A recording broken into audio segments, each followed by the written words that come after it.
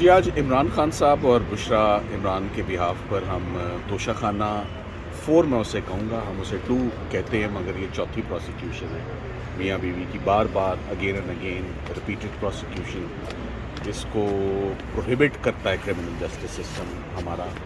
Constitution भी करता है, सिविल लॉ भी करता है, टर्म्स मौजूद हैं, मगर ये बार बार जो प्रोसिक्यूशन हो रही है इसको रुकवाने के लिए हम इस्लामाबाद हाई कोर्ट पहले आए।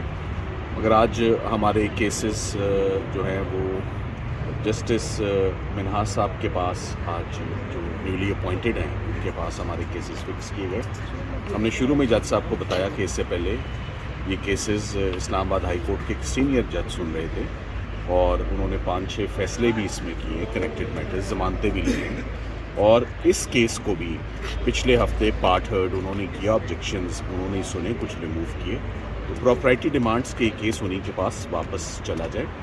मगर जज साहब ने फरमाया कि ये मुझे मार्क हो के आया है केस और कोई कानून में इसमें पाबंदी या ममानियत नहीं है, मैं इस केस को सुन सकता हूँ। सो आज ये केस जज साहब के पास आया और हमने जज साहब को सबसे बड़ा अपना कंसर्न दिया कि हम सिर्फ सिंपल नोटिस के लिए नहीं आए, हम स्टे ऑफ प्रोसीडिंग्स के लिए आए हैं कि ट्रायल कोर्ट के आगे सस्पेंड की जाए, जहां वो बड़ी तेज़ रफ्तारी से ट्रायल कोर्ट जो है वो ट्रायल को कंक्लूड करना चाह रहा है। और अब तक तकरीबन 7 गवाह इसमें रिकॉर्ड हो चुके हैं और बहुत जल्दी उसमें तारीखें डल रही हैं ताकि वो ट्रायल कंक्लूड हो जाए।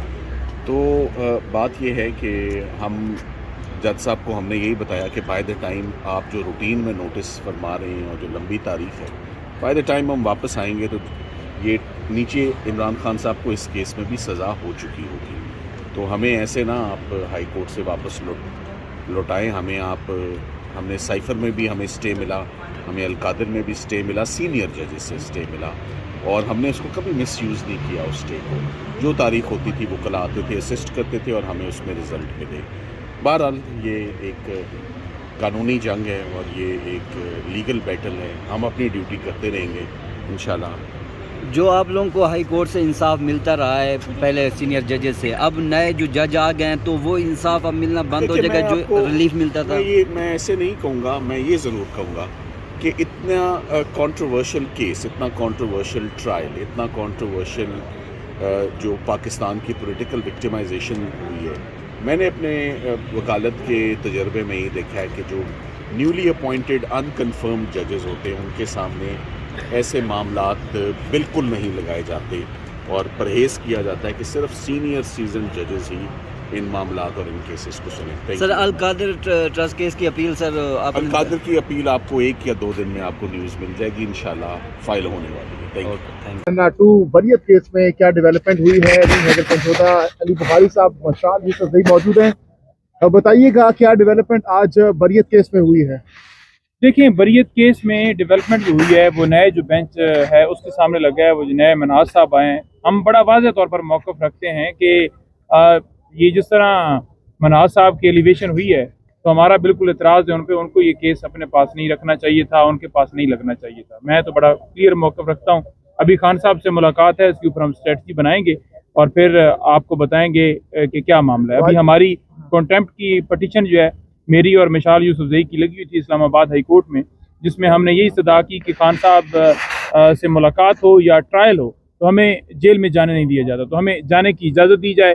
तो उस पर आकर एडवोकेट जनरल ऑफिस की तरफ से बताया गया है कि ये आते रहें और हमने कहा जी कि ये डेट्स के ऊपर आप देख लें, तो वो रिकॉर्ड नहीं पे अभी 11 बजे के लिए दोबारा रख दिया गया है।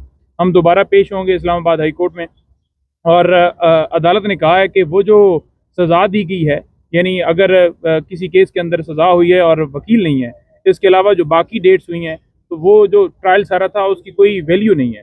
तो अब देखते हैं वो नुक्ता भी सामने आएगा कि वकीलों के बगैर कैसे फैसला हो गया। हो सकता है कोई नया उसमें आ जाए अलकादिर ट्रस्ट केस के हवाले से कि जिस तरह सज़ा दी गई है उसमें अगर वकील नहीं है मौजूद तो वो उसकी कोई वैल्यू नहीं है। सर, सर आपकी एक वीडियो वायरल हो रही है कि बरियत केस के हवाले से आपने बताया केस तो आज फिक्स था, तो उस हवाले से आप लोगों ने एतराज़ उठा दिए क्या? नहीं, अभी एतराज़ नहीं उठाया। क्या समात में क्या हुआ? समात के हवाले से मिशाल बताएंगी। ठीक है जी, इस टाइम हम कंटेम्प्ट से होकर आ रहे हैं। जज साहब की अदालत में हमारी कंटेम्प्ट लगी हुई थी और उन्होंने जो नईम ने बताया कि एडवोकेट जनरल साहब आ रहे हैं, वो आर्गू करेंगे रह गई बात बरियत के तोशाखाना 2 में, तो हमने खुलेआम ये बात की थी कि हमें अफवाहें और छेमगोइयाँ आ रही है कि जो ये नए जजेस हैं ये इसी मकसद के लिए लाए जा रहे हैं। तो ये उन पे डिपेंड करता है, उनके कंडक्ट पे डिपेंड करता है कि वो अपने आप को कैसे साबित करते हैं। क्योंकि बरियत के हवाले से ये केस नए बेंच को लगा है, तो जो छेमगोइयाँ थी या जो अफवाहें आज थी, क्या समात में क्या हुआ आज का बताएं जरा। देखिए जी, जो अभी सलमान सफदर साहब हैं वो इसको आगे प्रोसीड करेंगे और सलमान अकरम राजा साहब है। समात तो खत्म होगी, आज क्या हुआ समात में? देखिए जी, समात में मैंने आपको बताया ना कि ऑब्जेक्शंस के पे वो बार बार वो चीज़ लेके जा रहे, आगे हम ऑब्जेक्शंस पे ही लेके जाएंगे। मैटर सब जुजाइज है, मैं इसको कहूँगी मीडिया में, तो वो हम फिर अदालत में क्या पेश करेंगे। नहीं हैदर साहब, आपकी एक वीडियो वायरल हो रही है, तो ये वाकया पेश क्यों आया और आप नहीं समझते इसका एक अच्छा इम्पैक्ट नहीं जाएगा?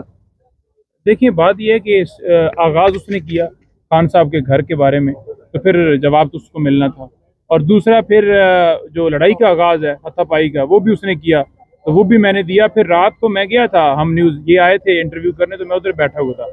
इन्होंने समझा मेरा कोई प्रोग्राम है उसके बाद, तो मैं उसके लिए इंतज़ार कर रहा था, लेकिन वो पिछले दरवाजे से भाग गया। तो मैं रात को तकरीबन 11 बजे तक रहा हूँ, क्योंकि मेरा प्रोग्राम जो था वो 9 से 10 बजे 8 से 9 बजे तक था, उसका 9 से 10 बजे तक था, लेकिन मैं 11 बजे तक बैठा रहा हूँ, बाहर नहीं निकला। सर वो तो निकलता दरवाजे तो पहला वार मैं करता, क्योंकि जो वार उसने किया ना, मैंने उसका बदला लेना था। अदरवाइज उसको जो मैंने मुक्के शुक्के मारे हैं ना, तो उसे पता है बेहतर तरह के वो उसने कपड़े क्यों चेंज किए। मैं तो उन्हीं कपड़ों में गया था। सर वो जो अभी पिछले दरवाजे से निकल गया है, तो आप दोबारा इंतजार किया जाएगा आपकी तरफ से कि दोबारा आपके हाथ चढ़े? मैं बिल्कुल इसी ताक़ब में हूँ कि मेरे सामने आया, और मैं कैमरे वाला भी उसको भी तैयार किया हुआ है कि ज़रा वीडियो बना के तो वो फिर मैं डालूंगा कि पहले वार किसने अब किया। राजीनामा वगैरह कुछ सुना? नहीं, राजीनामा किस चीज़ का होना है? देखिए, बात यह है ना कि हम शो में जाते हैं ना, तो हम लीगल तौर पर या जो हमारी पॉलिटिकल बहस होती है वो हमने दलाइल देने होते हैं, लेकिन ये कहीं पर नहीं लिखा कि आप जो है वो जाकर बैठते ही आप हाथापाई शुरू कर दें। तो ये हमारी तरबियत नहीं है, हमारी पार्टी का मौक़िफ़ नहीं है कि हम जाकर शोज़ के अंदर लोगों के साथ लड़ें, डंडे हाथ में पकड़े हों।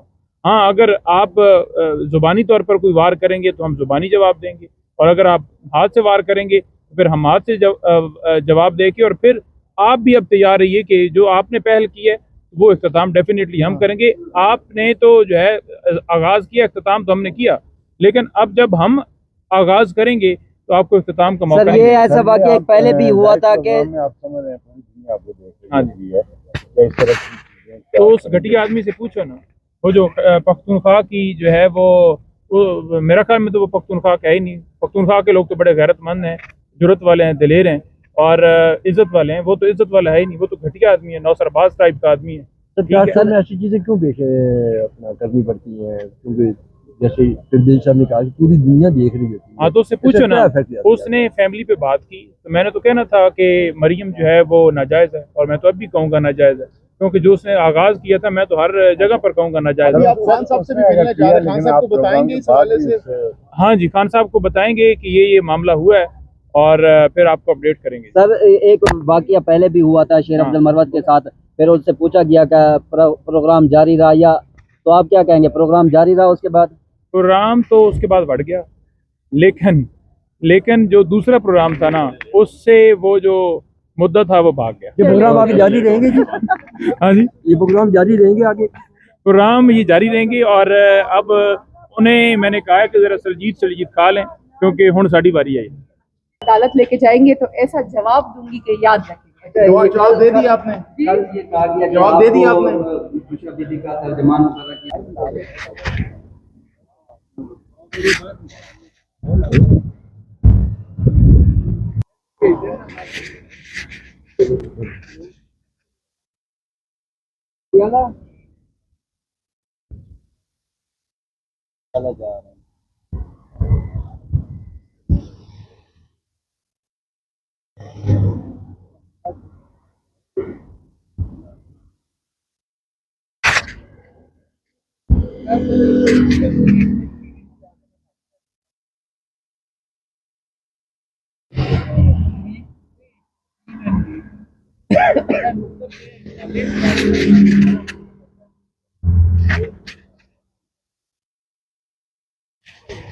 जी नाज़रीन, इस वक्त हाई कोर्ट में मौजूद है। अलीमा आपा हाई कोर्ट में आई, लेकिन हाई कोर्ट अंदर दाखिल ना हुए, वो बाहर वापस चले गए, वापस जा रहे हैं अडयाला।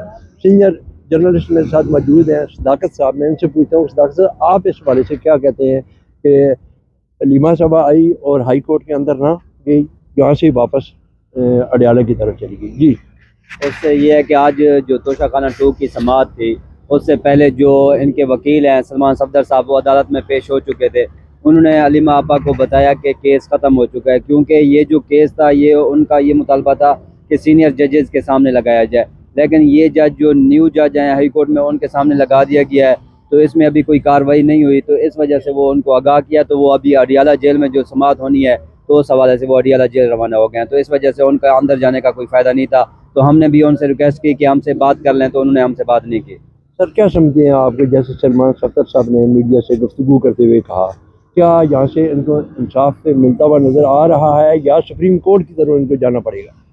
सबसे पहले तो ये है कि जैसे हम इनसे बात करते थे तहरीक इंसाफ के लोगों से, तो वो यही कहते थे कि हमें अदालतों से इंसाफ मिलेगा, हमें हाई कोर्ट से इंसाफ मिलेगा। उनको जो अडियाला जेल में ट्रायल हो रहे हैं या जो समाअत हो रही हैं, वो उनको वहाँ से उम्मीद नहीं होती थी। उनको जो उम्मीद होती थी वो हाई कोर्ट से। आज जो मुझे लग रहा था, जो सलमान सफदर की बॉडी लैंग्वेज से, उनकी बातों से, आज जो केस उनका एक नए जज के सामने लगा दिया गया, तो वो जो उम्मीदें थी वो भी अब उनकी, मुझे लगता है कि वो भी दम तोड़ती नज़र आ रही हैं। कि अब उनको ये जो उम्मीदें होती थी कि हमें हर सूरत इंसाफ हाई कोर्ट से मिलेगा, अब ये है कि अब 50% मिल सकता है या नहीं मिल सकता है, इस तरह के उनके आज मुझे ये लग रहा था वो भी मायूस हैं।